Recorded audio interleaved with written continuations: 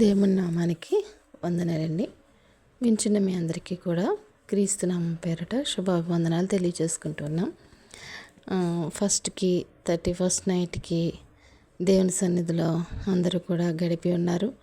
అనేక మాటలు మనం విని ఉన్నాము. అనేకమైన నిర్ణయాలు తీసుకుని ఉన్నారు. నేను ఇక మీదట ఈ రకమైన పాపం చేయకూడదు, దీన్ని నేను విడిచిపెట్టాలి అనేటువంటి నిబంధనలు ఏర్పరచుకుని ఉండి ఉంటారు. మంచిదే. అయితే ఆ చేసుకున్న నిబంధన అనుసారం మనం జీవించడానికి ప్రయత్నించాలి. అంటే ముందు మనం కూడా మనలో క్రీస్తు జన్మించాలి. నువ్వు చేసుకున్న ప్రతి నిబంధనకు అనుసారంగా నువ్వు నేను చెప్తున్న నేనైనా వింటున్న మీరైనా నడవాలి అంటే, నిలవాలి అంటే క్రీస్తు మనలో జన్మించాలి. క్రైస్తవునిగా మనము క్రీస్తులో జన్మించాము. బాప్తిసం తీసుకుని నీటి బాప్తిసం ద్వారా క్రీస్తులో మనం జన్మించాం.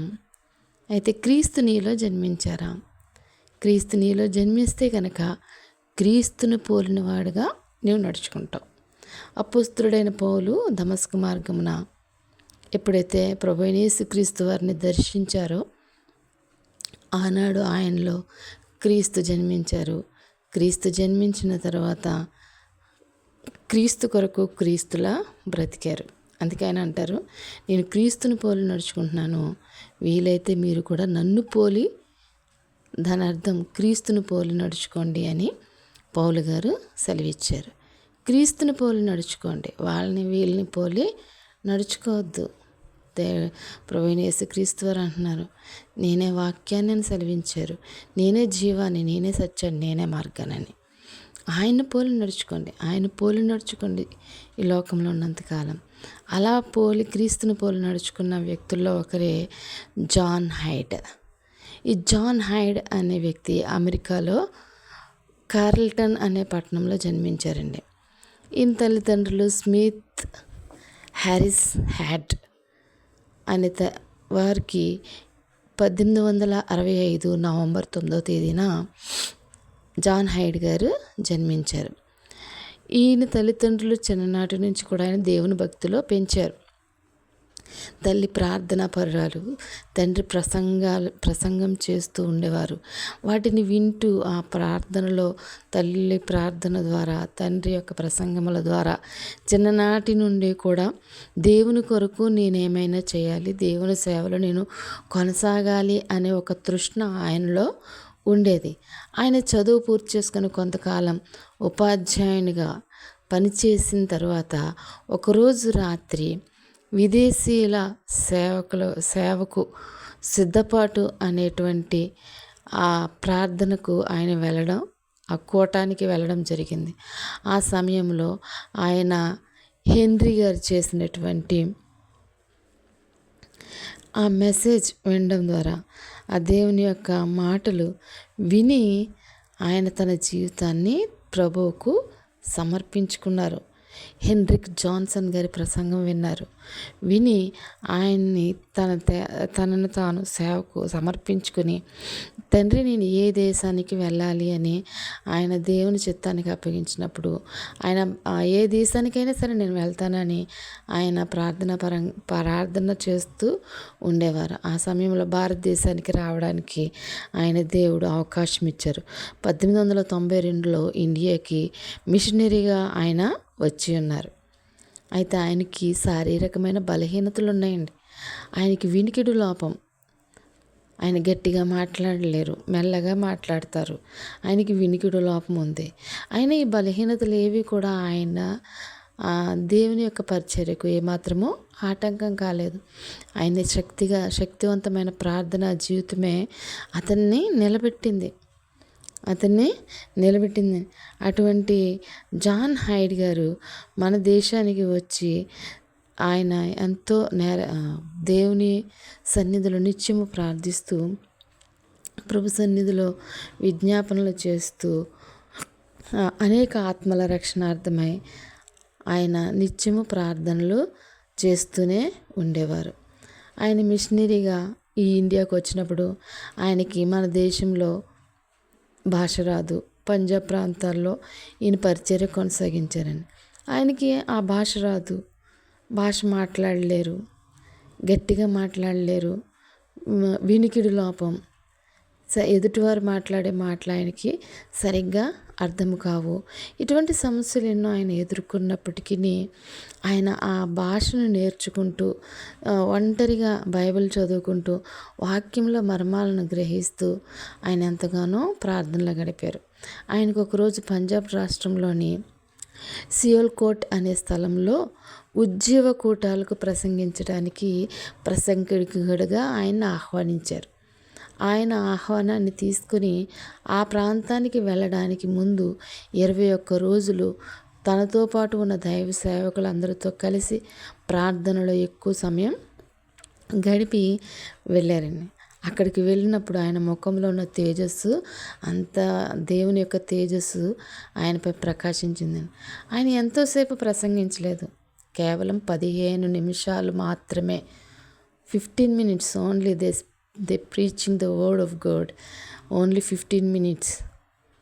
గంటలు ప్రసంగాలు చేయలేదు, కానీ ఆయన ఒక 15 నిమిషాలు మాత్రమే దేవుని యొక్క వాక్య సందేశాన్ని వివరించారు. ఆయన ఎలా రక్షించబడ్డారు, ఆయన ఏ విధంగా ప్రార్థనలో ఉన్న తనకున్న అనుభవం, పాపాన్ని ఏ విధంగా జయించడానికి యేసుప్రభువు వారు తనకు సహాయపడ్డారు, ఈ విషయాలను అక్కడున్న వ్యక్తులకు అక్కడ ఆ ప్రసంగంలో ప్రసంగించినప్పుడు పరిశుద్ధాత్మ శక్తి అందరూ పొందుకొని అనేకులు తన యొక్క జీవితాలను ప్రభువుకు అక్కడున్న అందరూ కూడా ఆ ప్రభు సన్నిధిలో కన్నీరు కార్చి తమ పాపములను ఒప్పుకొని రక్షించబడిన వారు అనేకులు ఉన్నారు.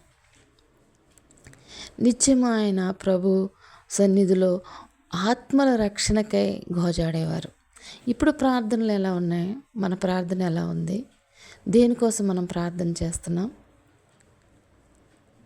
ఎవరో అమెరికన్ మన ఇండియా మన ప్రాంతానికి, మన దేశానికి వచ్చి మన దేశ ప్రజలలో ఉన్నటువంటి ఈ అన్యత్వాన్ని పోగొట్టాలి, దేవునిలో స్థిరపరచాలి, ఈ ఆత్మ రక్షించబడాలి అని కన్నీటితో ఆయన అనేక గంటలు ప్రార్థన చేసేవారు. మరి మన కన్నీటి ప్రార్థన దేనికోసం? చర్చిలు కట్టాలనా, మేడలు కట్టాలనా, ధనం పోగేసుకోవాలనా, విలాసవంతమైన జీవితాలు గడపాలనా, దేనికోసం? బంగారం విడిపించబడాలనా, దేనికోసం మనం ప్రార్థన చేస్తున్నాం?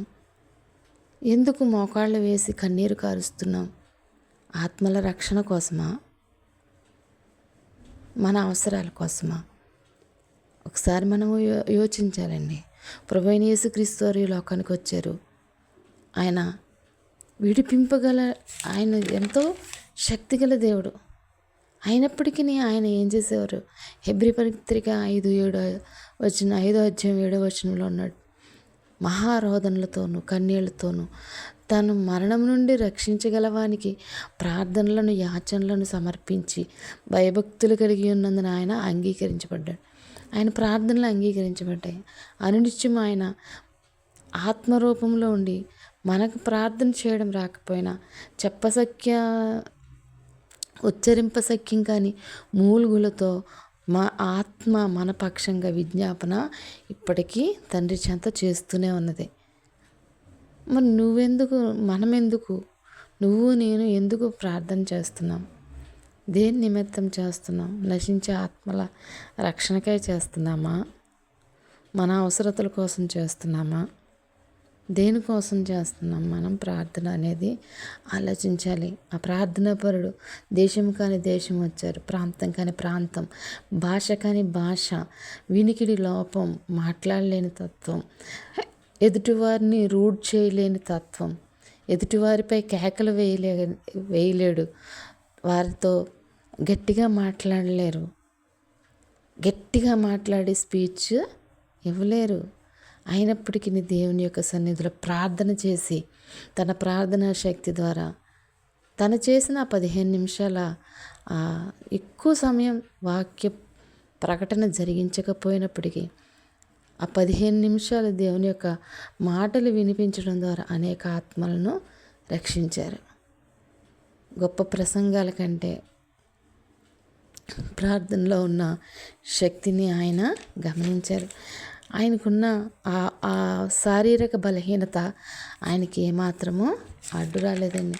అందుకనే కొరింథీ పత్రిక 2 కొరింథీ 12:10 పౌలు గారు అంటారు కదా, నేను ఎప్పుడు బలహీనుడునో అప్పుడే బలవంతుడును గనక క్రీస్తు నిమిత్తము నాకు కలిగిన బలహీనతలలోనూ నిందల్లోనూ ఇబ్బందుల్లోనూ హింసల్లోనూ ఉపద్రవములోనూ నేను సంతోషించుచున్నాను అన్న రీతిగా ఆయన్ని హేళన చేసేవారు. నీకు సరిగ్గా వినబడదు, నువ్వు సరిగ్గా మాట్లాడలేవు, నువ్వు గట్టిగా ప్రసంగం చేయలేవు, నీకేం చేతనవుతుంది అని ఆయన్ని నువ్వు మిషనరీగా పనికిరావని ఆయన ఎంతోమంది హేళన చేశారు.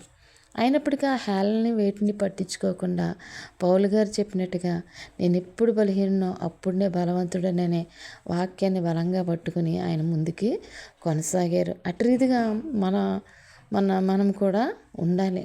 మనల్ని ఎన్నో మాటలు ఎన్నో హేళనలు మాట్లాడలేవని, పాడలేవని, కాకివని, నక్కవని ఏవేవో అంటారు. కానీ వాటిని పక్కన పెట్టి దేవుని కొరకు నిలబడినప్పుడు ఆ దేవుడే నిన్ను బలపరిచి ముందుకి కొనసాగిస్తాడు. అందుకని అంటున్నాడు కదా దేవుడు, ఆయన ఇలా కన్నీటి ప్రార్థన చేస్తూ ఆయన శరీరం ఎంతగానో కృషించిపోయిందండి. ఆయన ఎంతగానో బలహీనపడిపోయారు. ఎడమవైపు ఉన్న గుండె కొద్దిగా కుడివైపుకి జరిగింది. ఆయన ఇలాగే మోకాళ్ళపై ఉండి ప్రార్థనలు చేస్తూ ఉంటే గనక బలహీనపై ఇంకా వారికి కష్టమని డాక్టర్స్ చెప్పినప్పటికీ ఆయన పట్టు విడవక ఆ బలహీనతను పక్కన పెట్టాడు. ఎందుకంటే పౌలు గారు కూడా అంటారు కదా, నాలో ఒక ముళ్ళు ఉంచబడింది అన్నప్పుడు ఆ దేవుని దగ్గర ప్రార్థన చేస్తుంటే ఆ దేవుడు అన్నాడు, నా కృప నీకు చాలును, నా కృప నీకు చాలు అని చెప్పినప్పుడు అట్రీతిగా ఆ మాటను ఆధారంగా చేసుకొని ఆ జాన్ హైడ్ గారు ఆ బలహీనతలో కూడా ఆ నిత్యము ప్రార్థనలు చేస్తూ కన్నీరు విడుస్తూ నాకు ఈరోజు ఒక్క ఆత్మనైనా నాకు ప్రసాదించు ప్రభువా అని ఆయన సన్నిధిలో ప్రార్థించినప్పుడు ఆయనకి ఆ భారం కలిగి ఆత్మ భారం కలిగి ప్రార్థన చేసినందువల్ల ఒక్క ఆత్మ రోజుకొక ఆత్మ రోజుకి ఆయన ఎన్నో ఆత్మలను రక్షించడం జరిగింది. ఎంతోమందిని ప్రభు సన్నిధికి నడిపించడం జరిగింది. ఆయన శరీరం బలహీనమైన, ఆయన నడవలేని స్థితిలో ఉన్న నిత్యము ప్రార్థనలో దేవుని పరిచర్యలో ఆయన కొనసాగారు. ఆయన లేవలేని స్థితిలో మంచం పైన పడి ఉన్నప్పటికీ కూడా విశ్రాంతికి బదులుగా ఆయన విజ్ఞాపనలతోనే గడిపారు. ఆ మంచం పైన పడుకునే ఆ దేవుని సన్నిధిలో ప్రార్థించేవారు.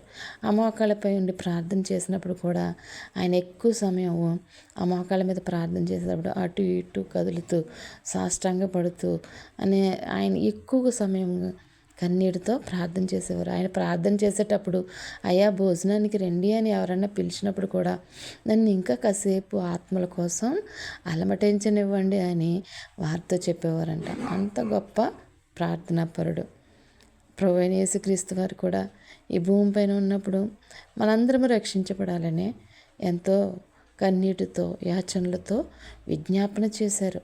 అట్టి సారూప్యత మనలో రావాలి. అంతేగాని మన అవసరాల కోసం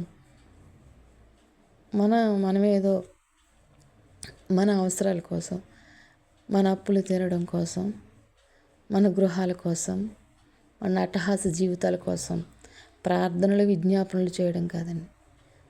నీ అవసరతలు నాకు తెలుసు. మన అక్కర్లు మన నోటికి రాకమునిపే ఆయనకన్నీ తెలుసు. ఆయన సమస్తం దయచేస్తాడు.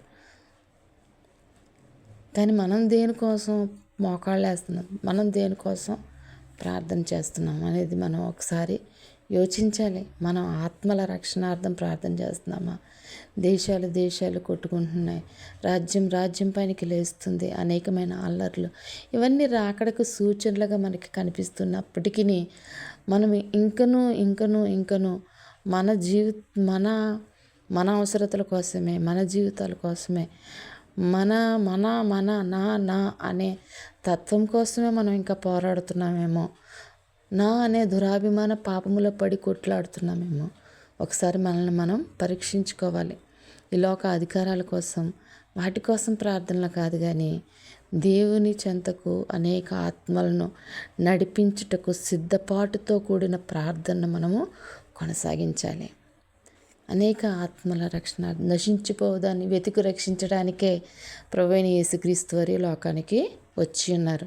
నశించేదాన్ని వెతికి రక్షించడానికి ఈ లోకానికి వచ్చారు.